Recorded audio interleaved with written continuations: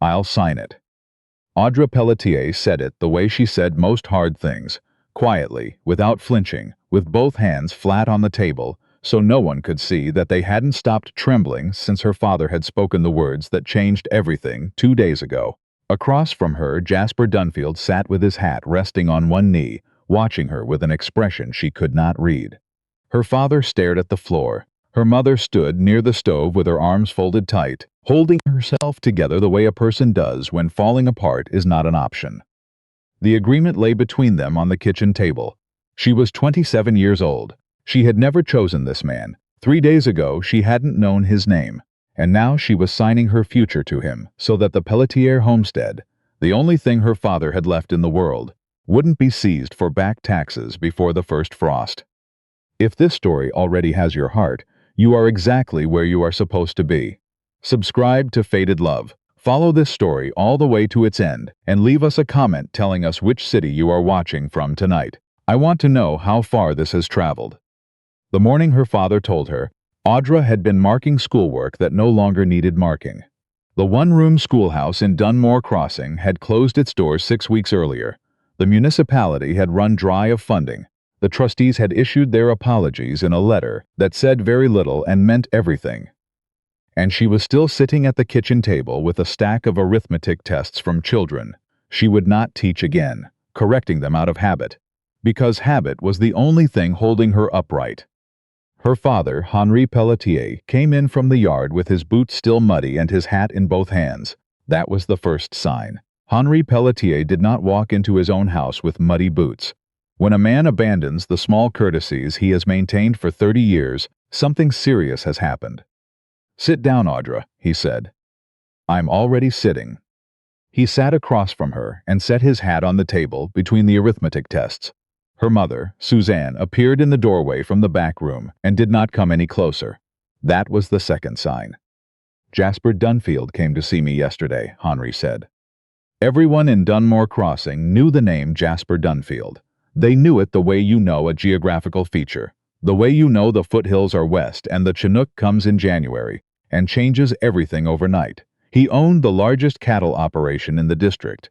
He kept to himself. He had hired men others wouldn't touch and paid them fairly, which people found either admirable or suspicious depending on who was doing the talking. He had lost his wife 3 years ago and had a daughter, 8 years old, who reportedly hadn't said more than a handful of words to anyone since. He was 38 and looked like a man who had spent all of those years outside in every kind of weather and had made peace with that a long time ago. "Why," Audra said slowly, "would Jasper Dunfield come to see you?" Henri set his hat aside. "The back taxes, Audra, 3 years of them. The crop failures, the loan we took to repair the granary. He's offering to clear all of it." Audra put down her pencil. She did it very carefully, as though the surface of the table were fragile, in exchange for... "Audra." "Say it, Papa." Henri exhaled. "He needs a wife. The county court has been after him. There's a guardian ruling, something to do with Willa's schooling and the welfare assessment. The magistrate has said that without a woman in the household, they're going to revisit custody. He needs it to be legal, and he needs it quickly." Audra stood up from the table. She walked to the window and stood there looking out at the yard. The leaning fence post her father kept meaning to fix. The garden that had yielded half what it should have. The brown Alberta grass stretched flat toward the foothills. "I am not a solution to a legal problem," she said. Her voice came out steadier than she expected. "I am not a workaround. I am a person, Papa, and I went to school for 4 years so that I could be useful in a way that I chose. And now you are telling me to go be useful in a way that a stranger has decided." "Audra." Her mother's voice from the doorway was soft. "If we lose this land, your father loses everything he came to this country to build. Luke has nowhere to finish his schooling. We have already borrowed from every person who would lend." Audra pressed her forehead briefly to the cold glass of the window. She did not let herself cry. She counted the fence posts instead. There were 7 of them leaning at various angles, and she thought about how long they had been leaning, and how her father had always said he'd get to them, and how there had always been something else more urgent, and there still was. She turned around. "Tell me where to meet him," she said. They met at the Pelletier table 2 days later, which felt wrong to Audra in a way she could not entirely articulate. That table had been the center of everything her family was, and now Jasper Dunfield ducked slightly coming through the door. He was tall enough that he had to, and stood in her family kitchen, holding his hat in both hands, and looked at her the way a person looks at someone they are trying very hard to read honestly. He was not what she had imagined. She had assembled him out of rumor and distance, rough, blunt, the kind of man who accumulated things because accumulating was the only language he spoke. Instead, he was lean and weathered, with a quietness that seemed deliberate rather than cold, like a man who had learned the hard way that words used carelessly do damage. "Miss Pelletier," he said. "Mr. Dunfield," she said back. Her parents excused themselves with the strained grace of people who have rehearsed their exit and are relieved to finally take it. Then it was just the two of them, and the table, and the arithmetic tests she had forgotten to put away. Jasper Dunfield sat across from her and folded his hands and said, "I'm not going to tell you this is a good situation." She blinked. "You've probably been told you don't have much of a choice," he continued. "I want to be clear that you do. You can say no. I won't come back, and I won't make things harder for your family than they already are. This only works if you agree to it." Audra looked at him for a long moment. "And if I agree, what exactly am I agreeing to?" "You'd come to Dunfield Ranch as my wife. Your family's debts get cleared. What I need is someone to manage the household side of things, and someone who can work with Willa." He paused. "My daughter. She stopped talking much after her mother passed. The court wants to see stability in the household. Someone who can be there for her. And the rest of it," Audra said carefully, "being a wife in the full sense." Something shifted in his expression. Not embarrassment, something more considered than that, like a man who had anticipated the question and wanted to answer it correctly. "That's not part of what I'm asking for. You'd have your own room. Whatever this becomes, it becomes on your terms, or it doesn't become anything at all." "You could be lying to me." "I could be," he agreed without offense. "That's the risk, same as any." She looked at him steadily. "Why me specifically?" He was quiet for a moment. "Your father spoke about you with the kind of respect that tells you something about both of them. And I heard you'd been teaching in this district for 3 years, that you know how to reach children who've decided not to be reached." A pause. "Willa is one of those." Audra looked down at her hands, at the ink stain on her right index finger that hadn't quite washed out. "This isn't love," Jasper said. His voice was even, not unkind. "I think you know that. I think you're clear-eyed enough to make this decision knowing exactly what it is." He stood, reached for his hat. "Mr. Dunfield," Audra said when he was almost to the door. He stopped. "If I come to that ranch," she said, "and I find that anything you've told me was untrue, I will not be quiet about it. I want you to understand that." He turned back and looked at her, and something in his face changed. Not quite a smile, but something like recognition.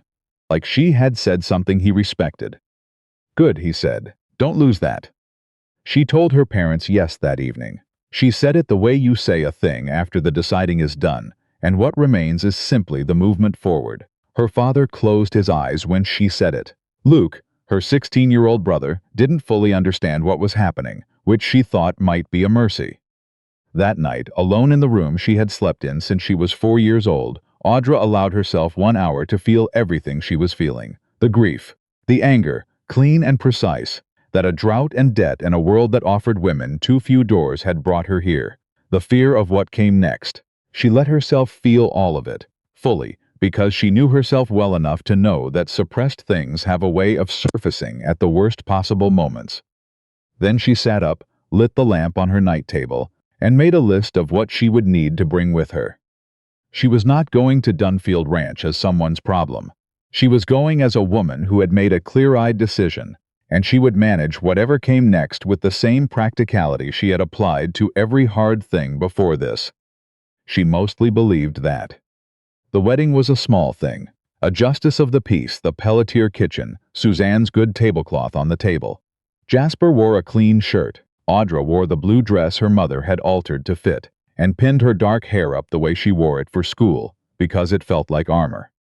When the justice asked if she consented, she paused for exactly 1 second, long enough for her mother to draw a breath. Then she said, "I do," and Jasper's ring, plain silver, fitted exactly, slid onto her finger, and that was that.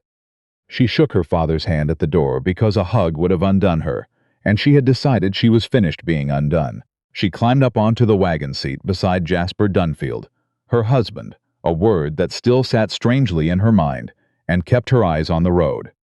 He flicked the reins. Neither of them spoke for the first mile. Then he said, without looking at her, "Mrs. Kettlebrook from the neighboring parcel came in yesterday to make up your room. She left food in the larder." "Thank you," Audra said. Half a mile of silence. "The hands know you're coming," he added. "I told them you're the mistress of the house. Anyone who doesn't treat you with respect is gone by morning." Audra looked at the side of his face, the line of his jaw, the way he watched the road like he was accounting for everything on it. "You said that plainly?" she asked. "Said it plainly." She turned back to the road. "All right," she said quietly. The wagon moved on under a wide November sky, carrying Audra Pelletier, Audra Dunfield now, though the name felt like borrowed clothing, toward a life she had not chosen, beside a man she did not know. She was frightened. She was angry. She had her list and her 2 hands and 27 years of learning that hard things do not wait for you to feel ready. She was not sure she would be all right, but she was certain she would not break. The first morning at Dunfield Ranch, she woke before light and lay still listening. She was waiting for something to tell her what kind of place this was. At home, mornings had a sound she could have described in her sleep. Her father's kettle, her mother's footsteps, Luke arguing with himself about whether it was too cold to go outside. The sounds of a family that had always been there. Here there was work, not the sound of people beginning their day, the sound of people already deep into one. Voices in the yard, low and purposeful, horses moving, the smell of coffee that had been on the stove long enough to mean business. She got up. She was not the kind of woman who sat in her room wondering what to do with herself. She dressed, braided her hair back, and walked into the main house. Jasper was already gone. There was a mug on the table with a note beside it, written in a hand that was precise and economical. A man who had learned to write as a tool, not a pleasure. "Coffee's on. Hands eat at 6, noon and 6. List whatever you need for the kitchen. I'll send someone to town, J.D." Audra read it twice. Then she poured herself coffee and assessed the kitchen with the same systematic attention she had given every new classroom in her first week of teaching. The equipment was good and stored badly. The larder was stocked but organized by someone in a hurry who had never come back to finish the job. She spent 20 minutes rearranging it entirely. Then she made breakfast for 8 people, because she had counted that many men in the yard from the window. She was the mistress of this house. That meant something, whether anyone had asked her to prove it or not. When she knocked on the bunkhouse door, a man in his late 50s with gray-streaked hair and a foreman's unhurried bearing opened it. His name was Olin Briggs. He had worked at Dunfield Ranch for 9 years and looked at Audra the way a person looks at something they haven't yet decided how to categorize. "Breakfast," she said. "Come and get it while it's warm." The youngest hand, a boy named Beau who looked barely old enough to shave, thanked her twice and then went red about it. She found that she liked him immediately. She did not see Jasper until evening. She had spent the day learning the house, larger than she had expected, less rough than she had anticipated, but managed by someone who had treated it as shelter rather than home. No curtains on most of the windows. A crack in the dining table that had never been repaired. She did not redecorate. She made it functional, which was different. She had dinner on the table at 6. Jasper came in through the back door at exactly that hour, which told her he was a man who kept his own schedule. He stopped in the doorway when he saw the table set properly. "You didn't have to do all this," he said. "You have to eat," Audra said. "So do I. Cooking twice makes no sense." He sat down. She sat across from him. They ate in a silence that was not comfortable exactly, but was not hostile either. It was the silence of 2 people being careful with each other, which was at least honest. Halfway through, he said, "Olin told me you fed the hands this morning." There was enough. "That's above what I asked." "I know." She met his eyes. "I don't do things partway, Mr. Dunfield. If I'm running this household, I'll run it properly." He looked at her for a moment. Then Jasper, he said. "Mr. Dunfield was my father." She looked at him across the table, this quiet, contained man who had rearranged her entire life with a legal agreement and a plain silver ring. "Jasper," she said. Neither of them said anything else for the rest of the meal. But when he stood to take his plate to the sink, he took hers as well. She noticed that. The days settled into a shape. Audra learned the ranch the way she learned most things, by watching and asking precise questions only when she could not figure something out on her own. She learned which neighboring families were struggling. She made visits. She found that a woman named Dinah Tremblay, whose husband worked the east parcels, had been largely isolated since Jasper's late wife had passed. The network of women that holds a rural district together had simply frayed, and no one had thought to repair it. Audra repaired it. Word came back to Jasper through Olin, as things apparently always came back to Jasper through Olin, that the neighboring women were calling his new wife the best thing to happen to the district in years. He said nothing about this to Audra directly, but one evening he came in from the range and set a bolt of green wool fabric on the kitchen table without explanation. "What's this?" she asked. "For curtains," he said, and walked through to the back room. Audra stood looking at it for a moment. It was good quality, better than she would have bought for herself. She ran her thumb along the weave. She didn't say thank you that night, but the next morning his coffee was ready at the exact time he came in from the first round of chores, strong enough that it would have put a less certain man on the floor. Because she had been paying attention. He noticed, she could tell. What she had not anticipated, what no one could have warned her about, was how difficult it would be to remain cautious about a man who kept proving himself not worth being cautious about. She had built her defenses carefully. This is an arrangement, he is a stranger. Do not mistake practical decency for genuine character. The problem was Jasper Dunfield kept not fitting the story. There was Beau, youngest hand, eager and inexperienced, who made a costly mistake with a supply order in his second month. Olin brought it to Jasper. Audra was in the kitchen with the office window open, and she was not trying to listen. She heard Jasper say, "Walk me through what happened." She heard Beau explain it, stumbling, clearly expecting the worst. Jasper listened without interrupting. Then, he said, "You're going to verify every order personally for the next 4 months. You and Olin check everything together until the process is automatic." Beau said in a very small voice, "You're not letting me go." "You made a mistake, not a habit. There's a difference. Don't make it a habit." Audra stood in the kitchen and looked at the wall for a long moment. She thought about the foremen she had heard about growing up, the ones who fired a man for a single bad day and never thought twice about it. She thought about how Jasper Dunfield had just given a frightened young man a path forward instead of a door. She went back to her bread dough and stopped reinforcing her defenses quite so carefully. Willa was a different matter altogether.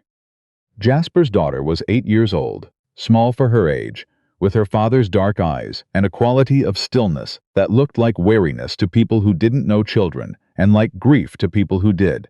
She reminded Audra of certain students she had taught, the ones who had decided, for their own reasons, that it was safer not to reach for anything. Audra did not push. She simply made herself present, asked no questions Willa didn't volunteer, and read aloud in the evenings in the sitting room where Willa sometimes appeared with her own book, as though sharing space with someone who demanded nothing of her was tolerable in small doses. 3 weeks into it, on an afternoon when the Chinook had come in warm and strange, and made the whole foothills country feel briefly like somewhere else, Audra was in the kitchen teaching herself to make her mother's tourtière, because the smell of it felt like home, and she needed that. She had the pastry wrong, and she knew she had the pastry wrong, and she was standing at the counter with flour on her forearms reconsidering everything, when a small voice said from the doorway, "My mum's was different." Audra did not turn around immediately. She gave it a moment, so as not to startle the thing that had just happened. "Was it?" she said, as carefully as she could. She put nutmeg in. A pause. "The tin's at the back of the spice shelf. Dad doesn't cook much, so it's probably still there." Audra turned around slowly. Willa was standing in the doorway in her stockings, arms at her sides, watching Audra with that measuring look that was so thoroughly her father's it was almost startling. "Would you like to show me?" Audra asked. Willa considered this with the gravity of someone making a consequential decision. Then she walked into the kitchen and went directly to the spice shelf and found the nutmeg exactly where she said it would be, and handed it over with both hands. They made the tourtière together. Willa talked for most of it, haltingly at first, then more steadily, the way a person talks when they have been quiet for so long that words have backed up and need somewhere to go. About her mother, about what the kitchen used to smell like, about a cat she had wanted and her father had said maybe, and then never said anything else about. When Jasper came in at 6, he stopped in the doorway the way he always did, reading the room before entering it. He saw his daughter sitting at the kitchen table with flour on her sleeve, talking. Audra watched him without making it obvious. She saw what crossed his face in the moment before he put the careful, contained expression back in place. She turned back to the stove and said nothing. Some things don't need commenting on to count. The first time Audra heard someone talking about Jasper Dunfield in town, it cracked something open that she hadn't realized was sealed. She was in Dunmore Crossing for supplies, with Beau driving the wagon and talking cheerfully about everything and nothing. At the back of the dry goods store, behind the bolts of fabric, 2 women were talking in the way of people who believe they are private when they are not. Heard Dunfield got himself a wife. The Pelletier girl. Family's been struggling. Poor thing, they say he's cold as stone. That's not what the Lemia family says. The second voice, quieter. When their barn went last spring, Dunfield sent 3 of his men for a week, didn't charge a cent. Well. And old Mr. Riopel, when he had the bad winter and couldn't manage the feed alone, Dunfield arranged it. Riopel didn't even know who had done it until April. A pause. He still doesn't come to the Remembrance Day service. Some people don't need an audience for the decent things they do. Audra stood very still behind the shelving, holding a tin of salt she had picked up without thinking. She bought her supplies. She thanked the clerk. She climbed back onto the wagon beside Beau. "All right, Mrs. Dunfield," Beau asked. "Fine," she said. "Drive." She spent the ride back, turning over what she had heard. Not shocked by it, exactly. She had been watching Jasper long enough to know he was not what the distance made him look like, but struck by the particular quality of a generosity that had never once announced itself. He had said nothing to her about the Lemieux barn, nothing about Riopel's winter feed. He had simply arranged for things to be done, and never signed his name to any of it. She brought it up that evening the way she brought up most things, directly. She set his coffee down and said, "I heard something in town today." He looked up from the account ledger. "About the Lemia barn," she said, "and Mr. Riopel." He went back to the ledger. "People in this district talk more than they work." "Jasper." He didn't answer. "Why didn't you tell me?" "Because it doesn't need telling." He turned a page. It needed doing. It got done. Audra sat down across from him and looked at this man, her husband still largely a stranger, and simultaneously someone she felt she understood at some fundamental level better than she understood most people she had known her entire life. "Were you always like this?" she asked. "Or did something make you this way?" The lamp between them burned steady. He was quiet for a long time. "My father held people's debts," he said finally, looking at the closed ledger rather than at her. "He liked the holding of them, liked that it meant people couldn't say no to him." He paused. "When I took over this ranch, I decided that whatever I built here would be built differently." She waited. Some things need room around them after they've been said. After a moment he looked up. "Your family's debt," he said. "I cleared it. It's not leverage. I want you to understand that." Something loosened in Audra's chest that she hadn't known was tight. "I know," she said quietly. "I wasn't sure you did." She picked up her coffee. "I did before, actually. I just needed it said." He nodded slowly. And the thing that had been living between them at the breakfast table, and in the shared evenings, and in the kitchen, where Willa had first said more than one word in 3 years, that unnamed thing, got a little larger, a little more substantial, like something finding its shape. She found out about Edmund Vickers on a Tuesday morning in December, when Dinah Tremblay arrived at the main house, with tight lines around her mouth and her hands not quite still. Vickers was a land developer out of Calgary. He had been buying up parcels along the foothills for 2 years, quietly, steadily, the way a man buys things when he already knows what he intends to build. There was a railway surveyor's report, or so the rumor ran, that put the most profitable route directly across Dunfield land. Vickers had approached Jasper twice. Twice Jasper had said no.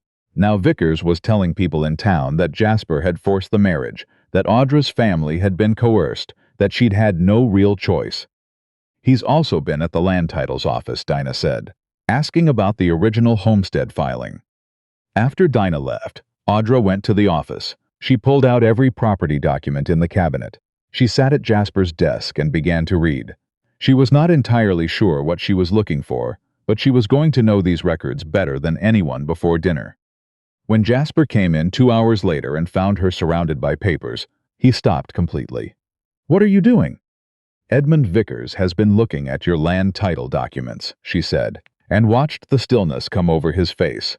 Not his usual quiet, but the particular stillness of a man who has been expecting a name and has just heard it. She told him what Dinah had said. He listened without interrupting. "You know who he is," she said. "I know who he is." "Then tell me."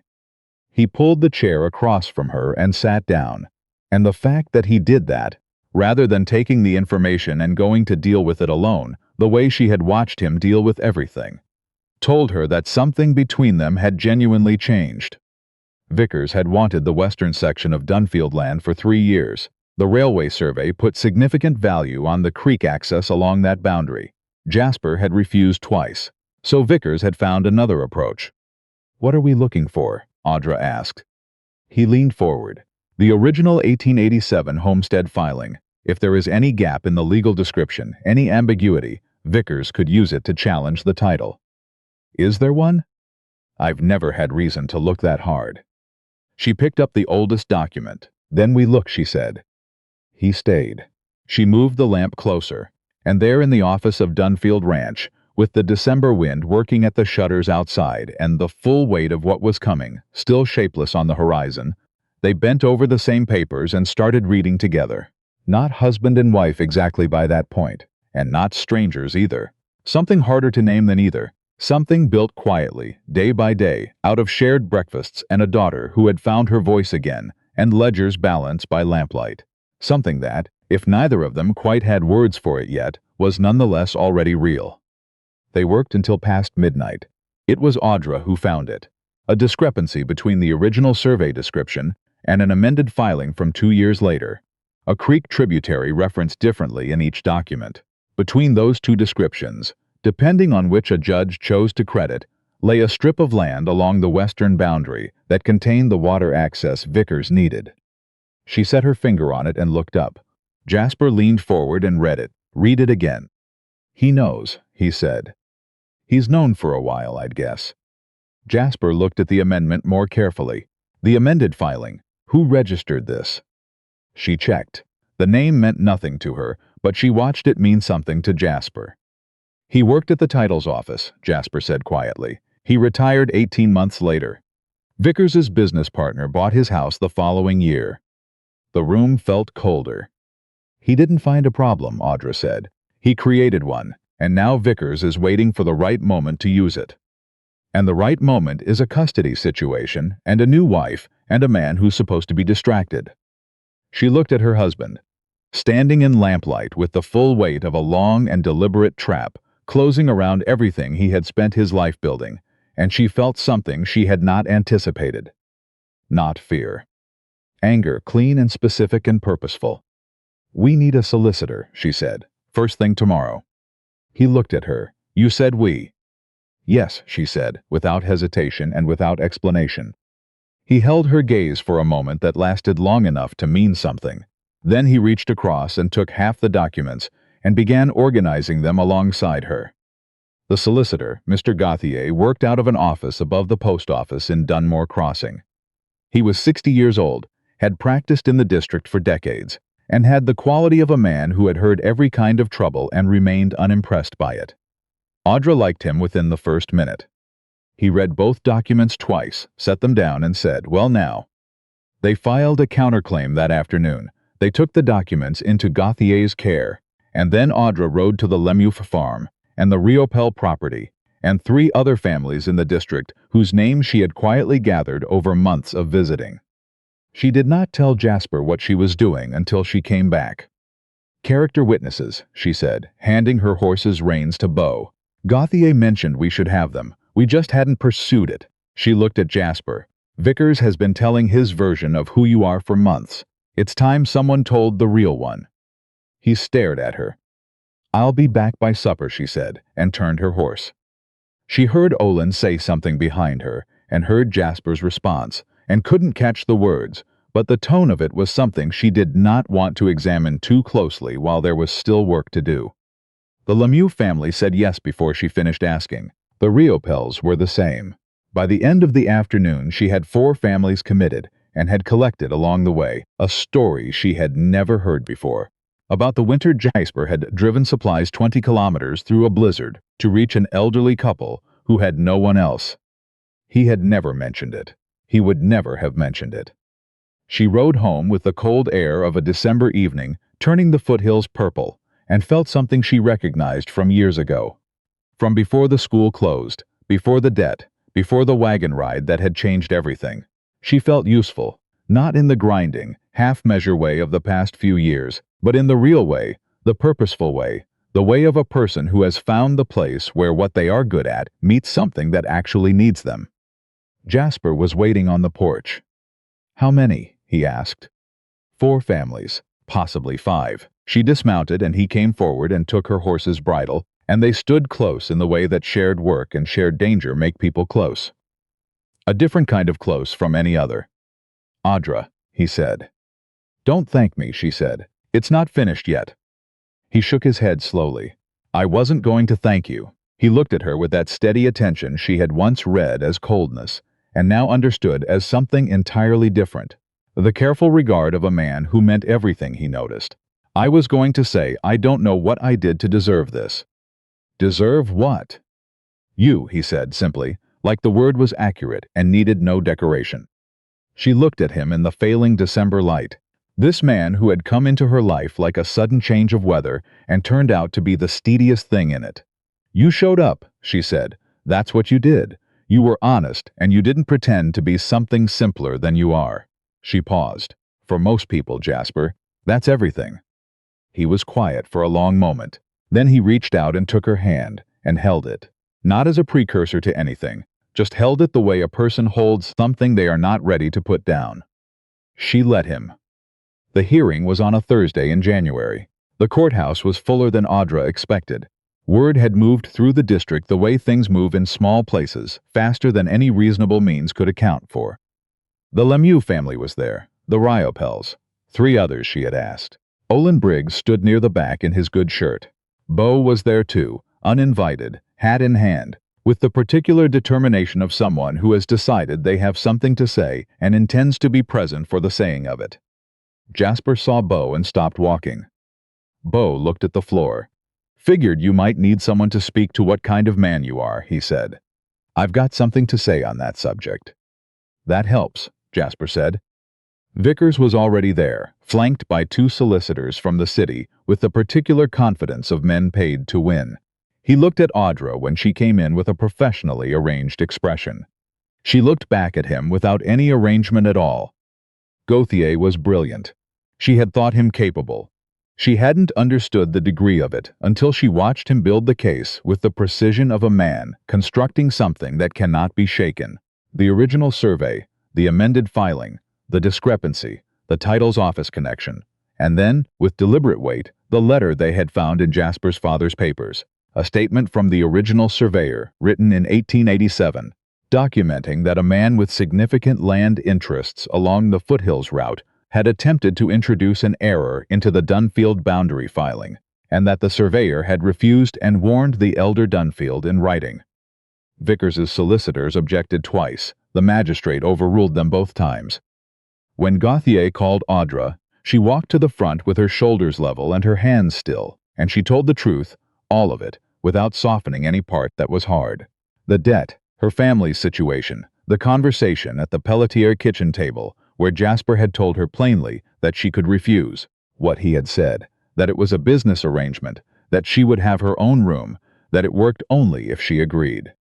The opposing solicitor rose and said pleasantly, "Mrs. Dunfield, wouldn't you say you felt considerable pressure to agree, given your family's circumstances?" "I felt considerable pressure from my family's circumstances," Audra said. "Not from Jasper Dunfield. But the offer itself. Without it, we would have found another way." She looked at the solicitor steadily. "I agreed to this marriage because, after speaking with my husband, I determined he was an honest man making an honest offer. I have found no evidence since then that I was wrong." A pause. "I've found a great deal of evidence that I was right." The solicitor sat down. When she returned to her seat, Jasper's hand found hers under the table. The magistrate called a recess. 40 minutes, which Gauthier said was a good sign, and which felt to Audra like most of the winter. She sat in the hallway with Jasper beside her, and the ranch families ranged nearby in the particular quiet solidarity of people who have chosen a side and committed to it. Willa was at home with Dinah Tremblay. Before leaving, she had said to Audra gravely, "Tell Dad not to talk too fast when he's nervous. He does that sometimes." Audra had told Jasper. He had looked at her with an expression she was beginning to love for how rarely it appeared. Now in the hallway, he said quietly, "Whatever he rules." "I know," she said. "I want to say something before." "You don't have to." "Audra." His voice was steady and very low. "When I made that arrangement, I told myself it was practical. I told myself I needed someone to manage the house and be there for Willa, and that was the whole of it." He looked at their joined hands. "I didn't expect you. I didn't plan for what you actually are." She looked at him. "Stay," she said clearly. "That's why I stayed. Not the debt, not the contract, not because I had nowhere else to go." She held his gaze. "Because you are the most honest person I have ever met, and you show up for things, and you don't quit on anything that's worth not quitting on. That is why." Jasper Dunfield, who had never in Audra's experience been without the right words when he needed them, said nothing. He simply looked at her with something in his face, so unguarded and so complete that she had to look away first. She looked at the courthouse door. He held her hand. They waited. The magistrate ruled in their favor. The amended filing was found to be irregular. The original survey description was reinstated as the controlling legal document. Vickers's claim was dismissed. It was not loud the way you might expect. The families from the district were not the celebrating loudly type. What happened instead was quieter and more real. Olin shaking Jasper's hand with both of his. Beau pressing his lips together and finding something very interesting to look at on the ceiling for a moment. Gauthier leaning in to say that the filing irregularity would likely be referred to the provincial authority, and that they might be called upon to testify again. "We'll be there," Audra said. Jasper looked at her. "We'll be there," he agreed. The drive home was different from every drive they had taken before. The urgency was gone, the weight of the thing they had been carrying, the documents, the threat, the weeks of preparation that had consumed every available hour, was simply gone. What remained in its absence was lighter and more lasting. They drove in silence for a while, which was its own kind of conversation between them now. Then Jasper said, "South pasture fence needs another 2 sections before the hard freeze." Audra looked at the road ahead. "I know, I put it in the supply order last week." "Before or after you were lining up witnesses and handling the titles records?" "During," she said. He was quiet for a moment. Then he laughed, not the brief, careful version she had heard before, but something that came from somewhere deeper and lasted longer. The sound of a man who has set down something heavy and is only now understanding how long he was carrying it. She felt it move through her like the Chinook. She started laughing too. Not about anything in particular, just the accumulated relief of it. The release of 2 people who had been holding themselves tightly for a very long time, finally, on a January road in the Alberta foothills, letting go. By spring, Dunfield Ranch was different, not in ways visible from the outside. The cattle were the same cattle. The supply orders went out on the same schedule. Olin still arrived with problems as though delivering problems were his vocation, and he intended to maintain professional standards. Beau still talked too much and meant well, and was slowly becoming someone exceptional because someone had decided to let him. Willa had a cat. Jasper had said maybe in October and arranged it in February. She had named it Flower, because of the afternoon in the kitchen, which she remembered with a specificity that suggested she had replayed it many times. She told Audra this while they were making bread one morning, and Audra kept her eyes on the dough and did not let on how much that cost her in the very best possible way. On an April morning, Audra walked the south pasture beside Jasper. The new fence posts were in. The grass was coming back after the long winter. She could hear Willa somewhere near the barn, talking to the cat with great seriousness about matters only she understood. Jasper stopped walking. She stopped beside him. "You were never part of the arrangement," he said quietly. "I want you to know that. Whatever I told myself at the beginning, it was wrong. You were never a transaction. You were never something I was trying to solve." He looked at her. "You became something I hadn't known was missing." Audra looked at this man who had waited on the porch when she was late back from town, who had started asking her opinion on ranch decisions without being prompted, who had held her hand in a courthouse hallway with the simplicity of someone who had decided that was where his hand belonged. "I know," she said softly. "I became part of the life." He reached out and took her hand, and they stood in the April morning with the foothills stretching away to the west, blue and enormous, the way they always had been, and would continue to be long after everything else had changed. And Audra thought about the woman who had pressed her hands flat on a kitchen table to hide that they were shaking, and signed her name, and called it survival. She thought about what it had become instead. Not survival, not an arrangement, not a calculated decision made with clear eyes in a difficult season. A life, a real and chosen life, built slowly and honestly, one ordinary day at a time beside a man she had not planned to love. She had been afraid. She had been furious. She had been so certain that circumstances had taken everything from her.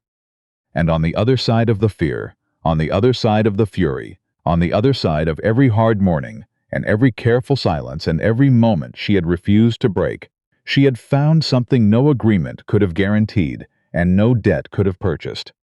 Someone worth staying for. And she had been brave enough, just barely, just enough to stay. That was not luck. That was not survival. That was two people choosing each other, one honest day at a time, and that is the only way love that lasts has ever been built.